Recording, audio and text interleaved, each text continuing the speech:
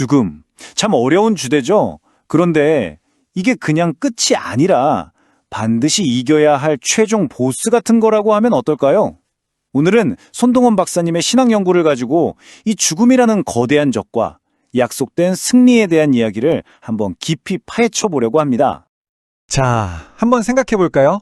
세상 모든 사람이 예외 없이 딱 하나 공통적으로 겪는 경험이 뭘까요?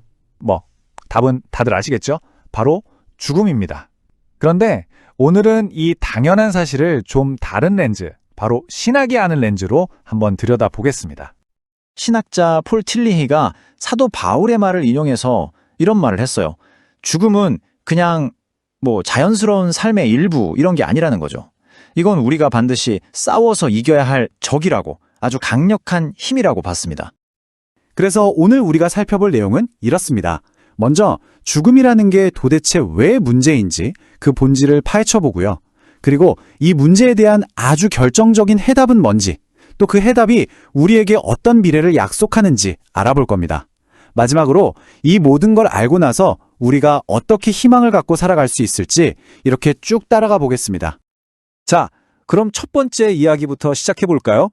죽음이 적이라니 도대체 어떤 적일까요? 먼저 이 적의 정체부터 파악해야겠죠. 신학적인 관점에서는 죽음을 어떻게 보고 있는지 그 뿌리부터 한번 캐보겠습니다. 보통 세상에서는 죽음을 그냥 자연스러운 끝, 생명의 순환 과정, 이렇게 보잖아요. 그런데 신학적으로는 완전히 다릅니다. 신학자 J.I. 패커의 말을 빌리자면 죽음은 원래부터 있던 게 아니라 어느 날 갑자기 끼어든 불청객 같은 거예요. 죄 때문에 우리 세상에 침입한 아주 이질적인 존재라는 거죠. 바로 이 지점에서 손동원 박사님의 첫 번째 핵심 주장이 등장합니다. 뭐냐 하면 죽음은 죄 때문에 생겨났다는 거예요. 그러니까 죽음의 시작이 그냥 막연한 게 아니라 성경에 기록된 바로 그 특정 사건에서 비롯됐다는 거죠. 창세기를 보면 이런 구절이 나오죠. 선악을 알게 하는 나무의 열매는 먹지 말라. 먹는 날에는 반드시 죽으리라. 그러니까 성경은 아주 분명하게 말하고 있는 거예요. 죽음은 다른 게 아니라 불순종에 대한 직접적인 결과, 하나님이 내리신 선고였다고요. 근데 여기서 정말 재미있는 게 있어요. 원문인 히브리어를 보면요, 반드시 죽으리라는 부분이 모트 타모트라고 되어 있거든요. 이게 그냥 죽을 거야 정도가 아니에요. 죽음이라는 명사랑 죽다라는 동사를 같이 써서 너는 죽고 또 죽을 것이다. 그러니까 이건 빼도 박도 못하는 절대적인 선고라는 걸 아주 강하게 표현한 겁니다. 자, 그럼 이제 두 번째 단계로 넘어가 볼까요?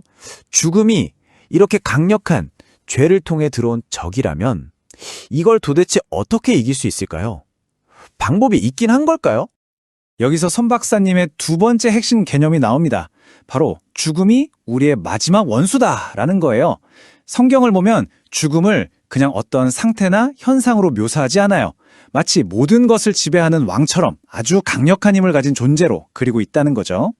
실제로 고린도전서 15장을 보면 사도 바울이 죽음을 에크트로스라고 불러요. 이게 헬라어인데 그냥 적이 아니에요. 아주 지독하고 뼛속까지 적대적인 그런 원수를 뜻하는 단어거든요. 하나님과 인간에게 정말 철천지 원수 같은 존재라는 뉘앙스죠. 자, 그런데 바로 그리스도의 승리 때문에 이 강력한 적, 죽음의 본질이 완전히 뒤바뀌게 됩니다. 이게 바로 손 박사님의 세 번째 핵심 주장인데요. 바로 믿는 자에게 죽음은 그저 육체의 잠이다라는 개념이에요. 이게 무슨 말이냐면 더 이상 죽음이 끝이 아니라는 거죠. 실제로 신약 성경을 보면요, 신자의 죽음을 이야기할 때 코이마오라는 단어를 정말 많이 써요. 잠들다라는 뜻이거든요. 잠은 언젠가 깨잖아요. 그러니까 죽음이 영원한 끝이 아니라 다시 깨어날 걸 전제로 한 잠깐의 휴식 상태라는 걸 말해주는 거죠. 우리가 묘지를 뜻하는 시멘터리라는 단어도 바로 여기서 나왔다고 해요. 잠자는 곳이라는 뜻이죠. 신기하죠? 그럼 그리스도는 대체 어떻게 이 죽음이라는 원수를 이겼을까요? 정말 역설적이게도 바로 자신의 죽음을 통해서였습니다. 이게 바로 네 번째 핵심, 그리스도의 대속적인 죽음이라는 개념이에요. 예수님의 죽음은 그냥 무력하게 당한 패배가 아니라 인류 전체를 구하기 위한 아주 치밀하고 전략적인 희생이었다는 거죠. 예수님 본인도 직접 말씀하셨어요. 마가복음 10장 45절을 보면 자신의 생명을 리트론으로 주려고 왔다고요. 이 리트론이 뭐냐면 노예나 포로를 풀어주기 위해 지불하는 몸값을 뜻하는 단어거든요. 그러니까 예수님이 십자가에서 돌아가신 건 우리를 죄와 죽음이라는 감옥에서 꺼내주기 위해 대신 치른 몸값이었던 셈이죠. 자, 좋습니다. 그리스도의 승리가 죽음의 의미를 잠으로 바꾸어 놓았다면 그 잠에서 깬 후에는 과연 어떤 미래가 우리를 기다리고 있을까요? 그 약속에 대해 한번 알아보죠. 네, 바로 이 부분이 손동원 박사님 메시지의 하이라이트이자 결론입니다. 죽음은 끝이 아니에요. 오히려 새로운 시작으로 들어가는 문 같은 거죠. 이게 바로 마지막 5번째 원칙, 신자의 죽음은 영광스러운 부활로 이어진다는 겁니다. 고린도전서 15장을 보면 이 변화가 정말 드라마틱하게 묘사되어 있어요. 지금 우리의 몸, 이 썩고 병들고 약한 육의 몸을 소마 푸시키코원이라고 하거든요. 이걸 땅에 씨앗처럼 심으면 나중에는 전혀 다른 몸, 즉 썩지 않고 영광스럽고 강한 신령한 몸, 소마 푸뉴마티콘으로 다시 살아난다는 거예요.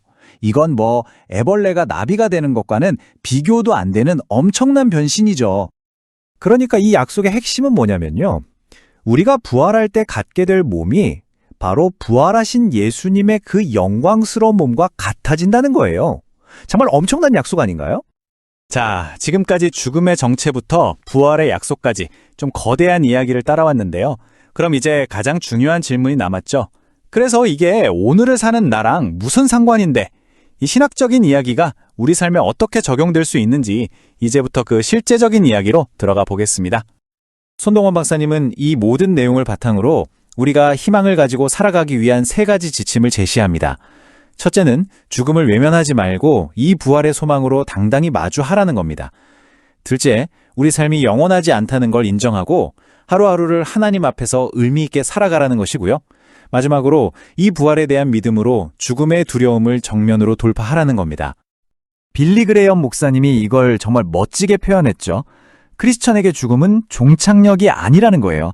그냥 하나님의 영광스러운 얼굴을 뵙기 전에 잠시 머무는 대기실과 같다고요. 그리고 마침내 이 모든 싸움이 끝나는 날에 대한 최종적인 약속이 바로 이겁니다. 하나님이 우리의 모든 눈물을 닦아주시고 다시는 죽음도 슬픔도 아픔도 없는 완전히 새로운 세상이 열린다는 거죠. 우리의 마지막 원수였던 죽음이 마침내 영원히 사라지는 그날이 온다는 겁니다. 결국 이 모든 이야기의 핵심은 뭘까요? 이 엄청난 소망이 그냥 죽은 다음에나 누릴 수 있는 저 먼 미래의 이야기가 아니라는 겁니다. 이 소망은 바로 지금, 오늘을 살아가는 우리의 관점을 완전히 바꿔놓는 힘이 있어요. 자, 여러분께 묻고 싶습니다. 이 사실을 아는 것이 여러분의 오늘을 어떻게 바꾸고 있나요?